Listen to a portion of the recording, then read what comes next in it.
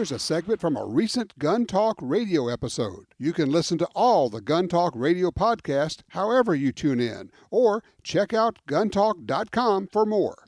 I'm sitting outside on a rock with my friend Phil Strader. Phil, why are we sitting on a rock out here? Well, because it's just a beautiful day in New England. We've got sun, we've got heat, and we've got a rock.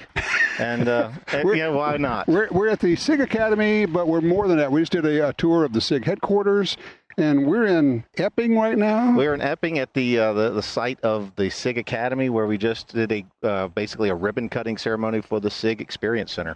Okay, SEC, the SIG Experience Center. It is so cool.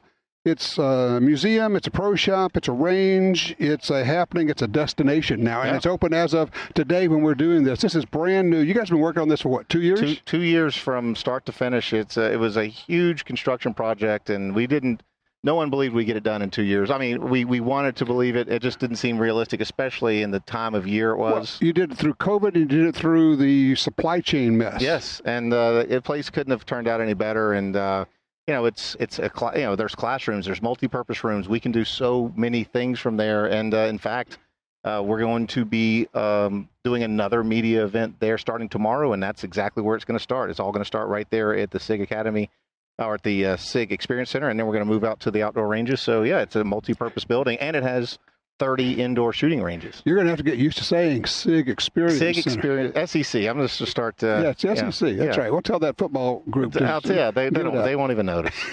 I love it. So, all right, SIG Sauer. I would tell you, being here today, and I've been here a number of times, but I was, for some reason, really hit today with the magnitude of what this company has done, where it started about 18 years ago here. And Ron Cohen is a freaking genius. I mean, he really is. He is. I mean, he's a CEO. And what do they have, 80 employees when we started? Just right around 100, I believe. Okay, right around 100. What do you got now? We're almost over, I think we're over 3,000 now.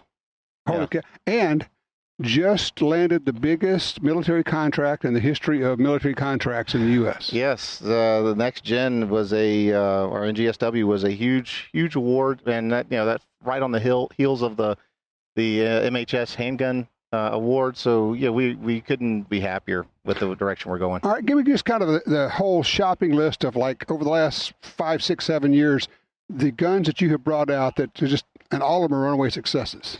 Well, we've been very lucky. Obviously, it takes a village, as Ron will tell you, but we have hit a lot of home runs. Obviously, it kind of all started to permeate around 2014, and with the launch of the P320, and that did very, very well. Gave us a platform to launch the M17 competition, but right around the 2016 era, right after I got hired, we started pushing the X series of 320, and we came out with things like tungsten-infused polymer grip modules and all kinds of crazy stuff. You brought your experience as a top-level competition shooter, and not just for the competition side, but taking that experience and bringing it into concealed carry, to duty guns, to everything else. Yeah, I mean, I was just trying to lend a shooter's perspective. I mean, my background is in law enforcement and firearms training, and as you mentioned, competitive shooting. So I'm just trying to bring that knowledge into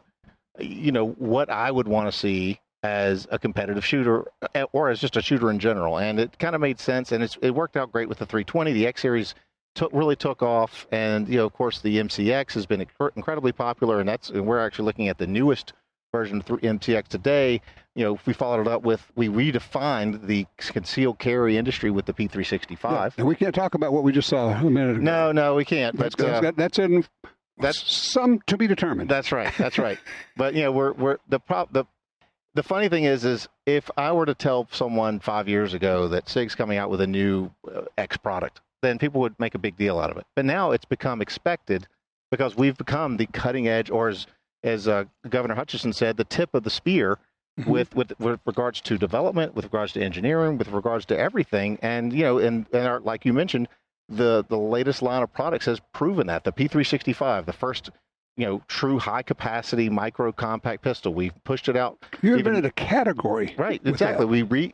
We knew that when we developed that gun, that others would follow suit within a year or two, and within 3 years, there would no longer be a micro compact single stack category. It's basically non-existent now because of the foundation why we would laid. You? Well, the 365. Right. Yeah, and I mean, to be fair, 365 was your baby. It was. I was very lucky to be kind of getting on that on its infancy. When I got hired, they said, "Look, this is what we want. This we want a pocket, CCW pocket micro compact striker gun." And they let us just do what we wanted, and we kept everything in mind as far as the shootability, the ergonomics, how the gun felt, how the gun looked, and of course, the biggest thing was the capacity. And why not put 10 rounds in it? When the gun is impossibly small. Yep. Impossibly good shooting, easy to shoot. The funniest thing I heard today is somebody was talking, and one of your people said, "Well, when I'm not in here, I carry a P365." And it's like all these media people say, "Well, who doesn't?" Right. Yeah, it's become kind of its own identity. It's just it's really, really hard to. Before, half people wouldn't even know what SIG Sauer is. But now, because of the popularity and the notoriety of the P365, it's become its own identity, and SIG Sauer has kind of, become a more brand name because of it, I think. And we couldn't be happier with it. And then we turn around and we produce an amazing bolt rifle in the Cross. Right. One that takes the features that used to cost thousands and thousands of dollars, and we were able to put it in a relatively affordable, $1,500 package. $2,000 great lightweight hunting rig. Could be a tactical rig. Could be whatever you want it to be. Short, light, accurate, foldable. Stick it in your backpack. But then we moved to this contract that you guys just got. Beyond the M17, which is the pistol contract. It's not too much to say, I think. Nobody really quite understands yet what you have done with the ammo. And Ron talked about what you did with the military contract really comes from the ammo. Yeah. And what you've been able to do there, it will change how we look, particularly at rifle ammo, for the next 50 or 100 years. It absolutely will. In fact, it will probably become the new standard. It'll be when we were wrapping cartridges in cloth, or wrapping cartridges before the days of paper patching. And everything else we did. Yeah. This could be the new brass cartridge of the modern era. And shortly, it's a steel base to a brass rifle cartridge that allows you, because that's the weak part, that allows you to crank up the pressure. And right now you're putting it out at 80,000, but they said they're going up to 120,000 in the lab. Oh, yeah. PSI. We're pushing past 100,000 PSI on this round. And for those who don't know, I mean, like the 270 is supposed to be like this really high-pressure cartridge at 65,000. When you start, and what you get out of more pressure is you get more velocity. That's correct. That's spell out. And with more velocity, you get flatter shooting, which may or may not be important with everything we could do now with drop. But for the military, and I think that people need to understand, for the military, what they're doing is they spec out, we need this thing to penetrate body armor at X distance. Right. That's the deal. There needs to be a minimum effective range, and when you're able to put a much higher pressure cartridge and a barrel that you don't have to extend the length of the barrel 8 inches to get those extra feet per second. Now I can take a standard length, relatively light firearm and get that kind of performance out of it. It's groundbreaking, and it's not just military. It could be. I mean, think about this. I can take a 277 Cross, let's say. If I were to put that caliber in a Cross, or just use that as an example, barrel. I can use a 16-inch barrel, and I can get the same performance that I would get out of a larger caliber with a 24-inch barrel. What you're really getting is a 6.5-pound 300 mag. That's exactly what you're getting. That's exactly right. That's crazy. And it's between the gun, obviously the contract, the ammo technology, and of course, we just turn on our ear and make a perfect pistol to get new shooters into shooting, and that's the P322. We didn't even stop there. Went with a 22 pistol. Shot it today, and it is just such a sweet shooting little package. Just like, why wouldn't I? Oh my gosh, that's another example of where other companies are looking at go, why didn't I think of that? Of course, a 20-round mag. Why wouldn't you put a 20-round mag in it? To try to give people a sense of the culture here, and it really is top down. It's Ron Cohen. It is. And he says, we set the bar really high. He says, and if we achieve that bar, what it tells us is we didn't set it high enough. Okay, that is an attitude right there. It is. He pushes the company, he pushes himself, and he pushes everyone around him, and not in a negative way. He does it in a way that makes us as hungry as he is. We want to make him proud, but we also he knows, he's smart enough to surround himself with people who are passionate about the product. You can tell that everywhere you go, people are passionate about Yes. it. And that infuses everything that happens here. In the little bit of time I have left, I want to talk about something that most people don't think about. We're going through the plant. I'm watching these things being made. I'm watching the robotics. And the robotics allow you to be more precise, which allows you to be more accurate, which allows you to have interchangeable parts, which allows you, I mean, the standard of accuracy on the guns you're turning out is like several magnitudes better than it's ever been before.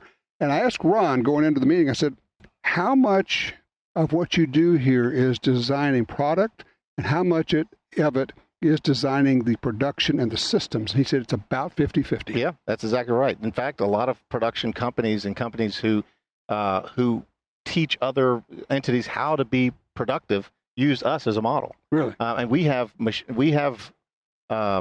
not only we have the robots, and we've commanded a certain level of precision and as you mentioned, interchangeability, but we also haven't given up the fact that we're using even greater technology to make sure we've maintained that level of the precision and higher standards of machine robotics. It's just amazing to look. It just blows me away every time I walk out of that factory and I see the cranes and the robots moving around. And the fact that you can take an order on the phone or an order from a dealer, right, and all that goes through our system and turns these machines on, makes these guns in mass, and puts them through finishing. It's just a really fun, like an orchestra of manufacturing and production. And man, we've got it down pretty good. I can't. Yeah, you'd like to take a video of what you guys are doing in there and then run some kind of cool music over it, because it's just a whole thing. It is. And it's a symphony of precision. You now have multiple plants all over the place. You got ammo, you got optics, electro-optics, you got, of course, your guns. You got more things coming. And I know that you guys are always looking so far out you can't even talk about it, with what you're up to. When we come up with something and I give Ron a 2-year plan, what he wants a 3-year plan. And I give him a 3-year, he wants to know what I'm doing 5 years from now. So he keeps us on our toes. Yeah. And, and I've got a great team now. I'm the director of product management. I've got a lot of guys under me that are absolutely, they are passionate about the product and they love what they do. And, as long as we keep going down the path we're going, I just don't see an end in sight. You love what you're doing, don't you? I love it. I wouldn't do anything else. This is fabulous.